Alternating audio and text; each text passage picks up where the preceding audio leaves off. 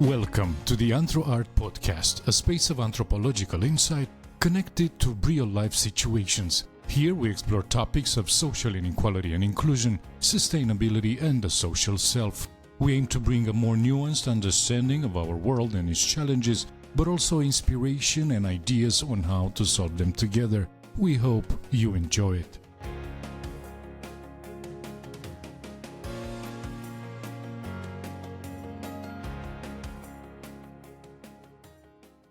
After categorical exclusion, domains and processes of social exclusion of the Romanian Roma. A text written by Laszlo Fozzo for Anthro Art, read by Daniel Popa. The problem. Territorial borders between human groups are often clearly demarcated and visible, such as a river or a mountain that serves also as a physical boundary. These borders help to maintain social and cultural distinctions between different groups.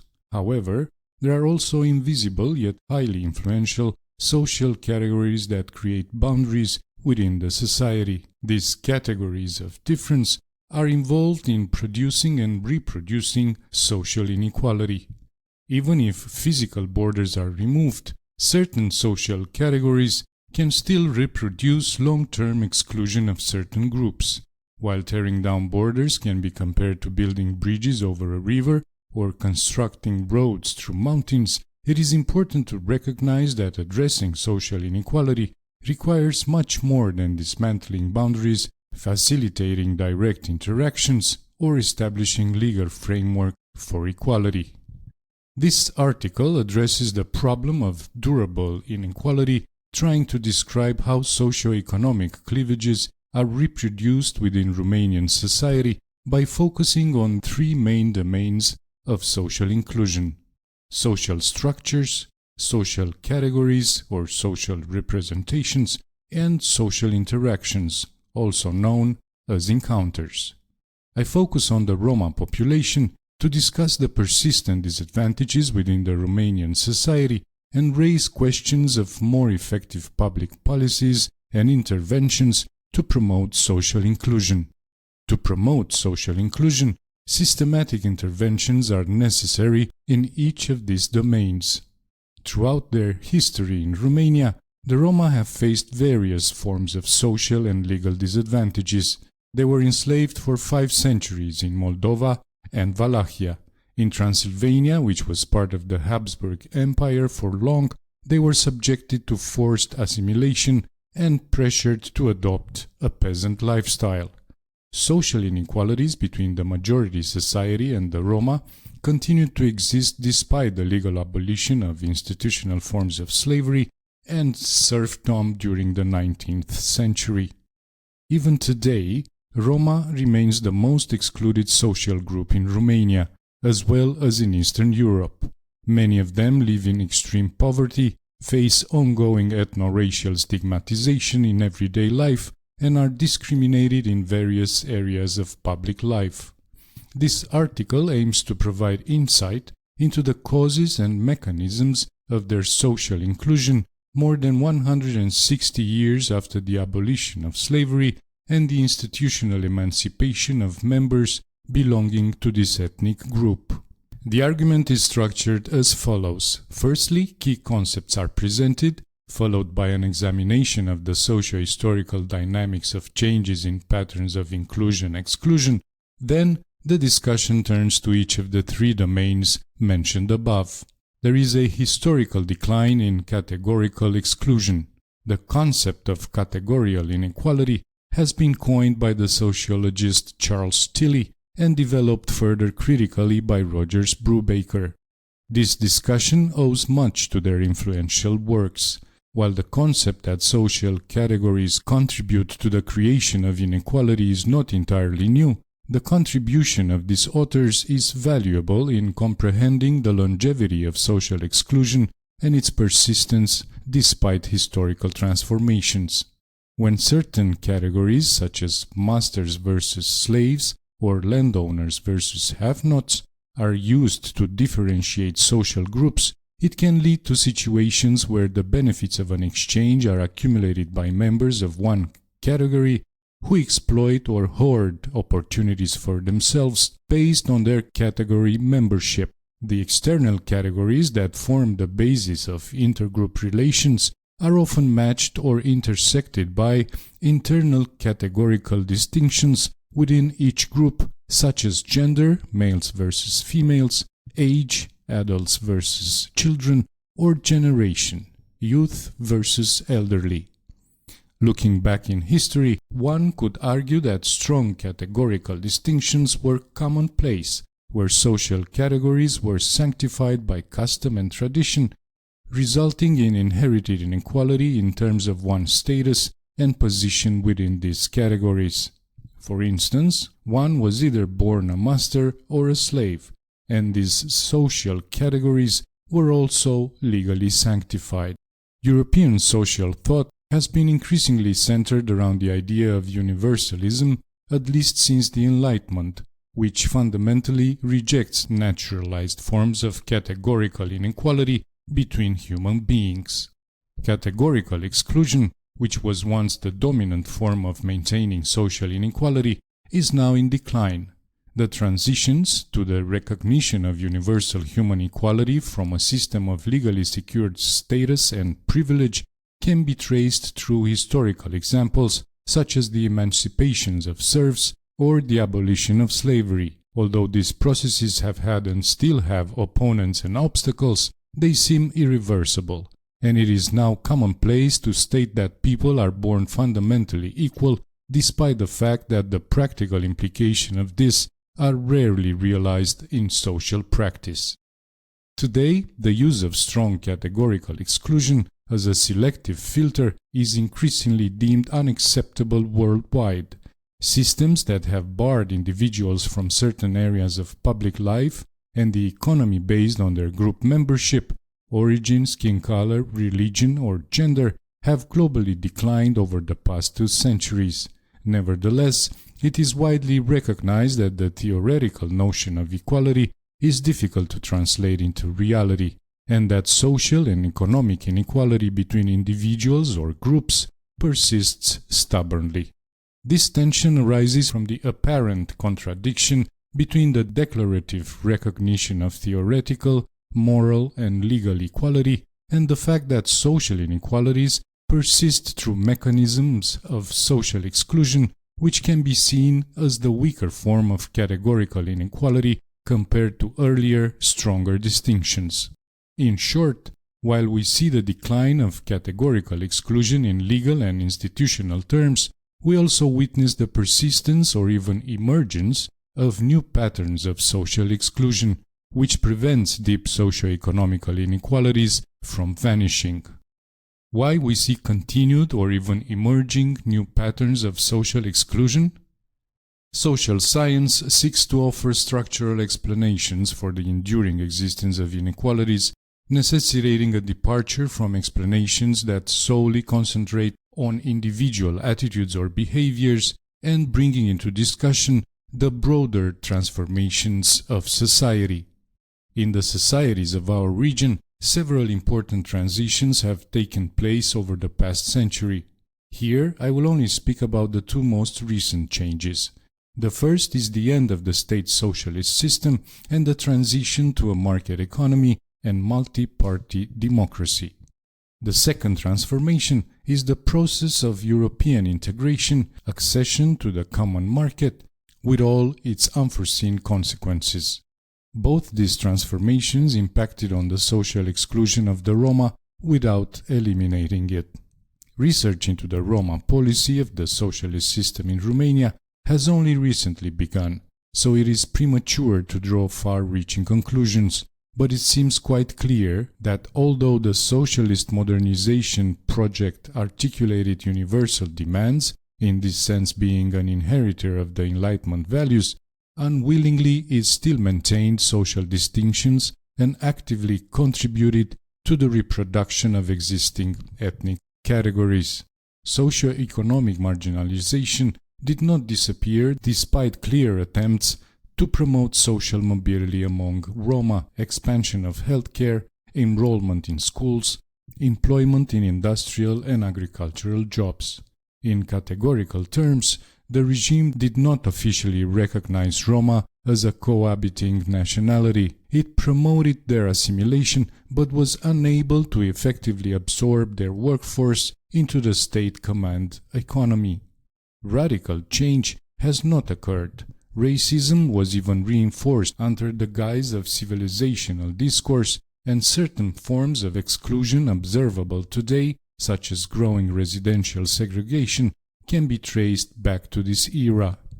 After the regime change, although Romania officially recognized the Roma as a national minority, one sobering observation from post-socialist studies was that the first decade of the transition to a market economy brought a deterioration of the socio-economic situation of the Roma even compared to their previous situation. The market-generated inequalities proved to be rather harsh to those who had not conformed to expectations of efficiency and mobility.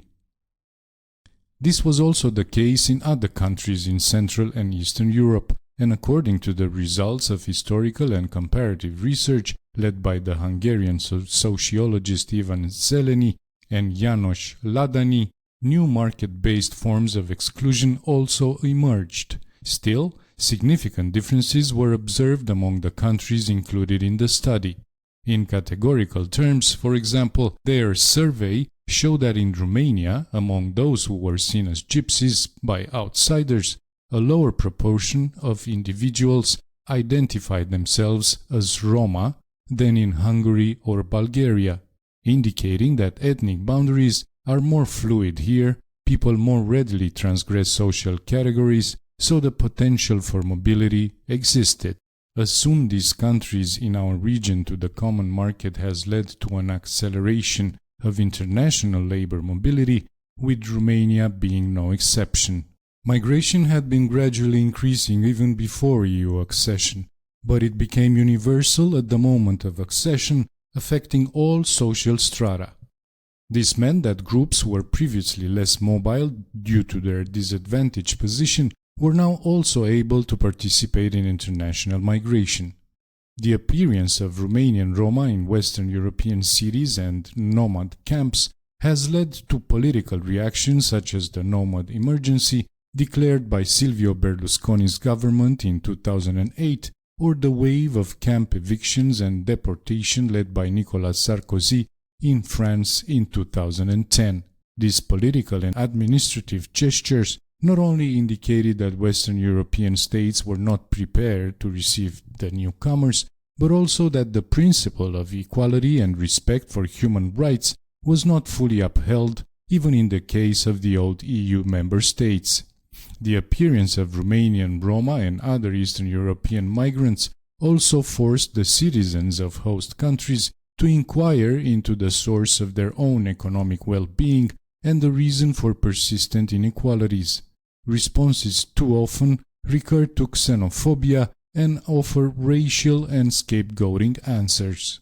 Referring back to the previous discussion of the historical decline in strong institutional and legal categories, there is one notable exception, as Brubaker aptly observes. Citizenship is the great remaining bastion of strong categorical inequality in the modern world. This inherited status continues to underwrite and legitimate immense structures of between-country inequality on a global scale.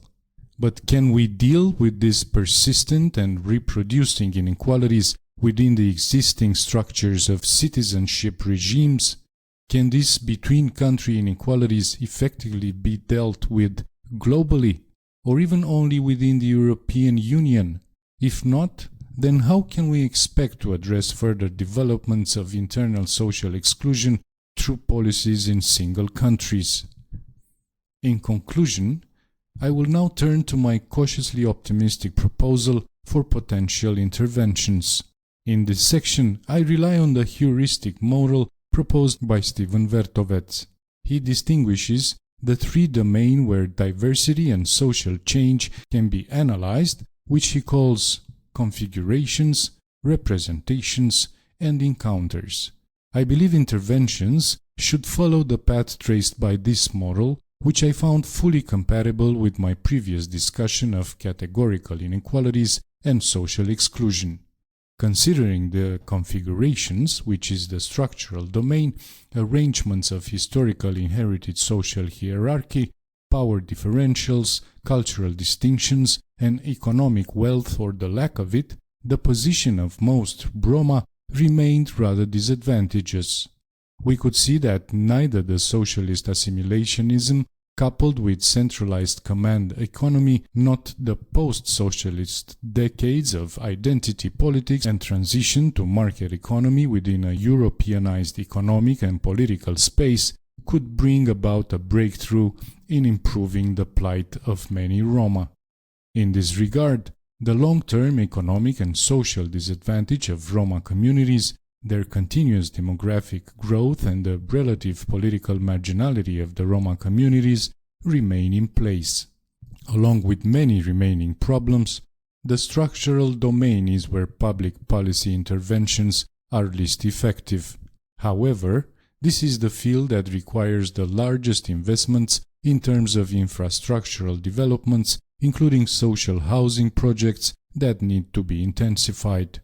The centuries of structural disadvantage cannot be unmade easily, nor can these inequalities be dealt with without a massive social investment at the level of European Union. On the ground, we should not overlook some small but not insignificant changes that were generated not by external interventions but by the actors themselves. For example, in the case of those engaged in international migration and returning home, we can witness household-level investments that affect the structural position of a community. Ignoring these changes would be a mistake, since they can also be inspiration for priorities for interventions most wished and welcomed by the Roma, and also pave way to community-level desegregation. If we turn to the domain of representations, which are cultural and cognitive categorizations and discursive practices that provide self-understanding for a social group, also placing them symbolically within the broader social world. Representations permeate everyday speech, public life, media, and politics. Majority representations regarding Roma people continue to be burdened with prejudice and ethnic stigma. More effort to counter the stigma and replace it with recognition is unavoidable. Even though in recent years there has been significant progress towards the acceptance of the representations based on human rights and their recognition, and the openly dehumanizing and racist language is increasingly unacceptable in the public sphere, there is a long way to go. Practices of exclusionary speech have not disappeared, as new forms of discourse draw on multiple sources, and hate speech has experienced a renaissance in the media, especially since 2015, the so-called migration crisis moment. A danger of the existing hegemonic representations is that they offer easy answers to uncomfortable questions, and most often slip into the field of scapegoating, victim blaming, and even xenophobia. In order to find solutions, we must confront taken for granted and most often misleading representations. Moreover, the continuous management and questioning of simplifying ready-made answers is inevitable. This is the only way, since in a prejudiced environment, the representation of structural changes will remain encapsulated by negative narrative routines. Encounters take place in the domain of social interactions, where everyday life unfolds, including personal meetings, social gatherings, cooperation, and various exchanges. Meeting routines encompass not only greeting forms, public conversations, and respect, but also humiliation, symbolic gestures of violence, and even the threat of physical violence. The domains of structural and representational changes are closely linked to the interactional system, as residential desegregation, for instance, can alter the patterns of encounters. Equality cannot be imagined without restoring full dignity of all participants in social encounters, and reducing the risks of conflict, generating interactions. Fortunately, conflicts are rare exceptions in most cases. Encounters primarily serve as local practice fields for structural changes and spaces for developing new routines. The transformation of residential segregation gives rise to new situations, such as the construction of new homes by returned migrants and their move to central squares in the settlement. The behavioral routines of younger generations returning from migration also differ from those of their parents or grandparents, as the youth more readily experiment with new, more egalitarian forms of exchange. Looking through the long history of persisting severe inequality, one could conclude social exclusion replaced earlier categorical exclusion during the second half of the 20th century, and forms of institutionalized servitude gave place to exclusionary social structures, representations, and unequal form of interactions. One can wonder, how will the 21st century bring about more equality in our society? Addressing systematically inequality-generating social mechanisms in the three domains outlined here is the way forward.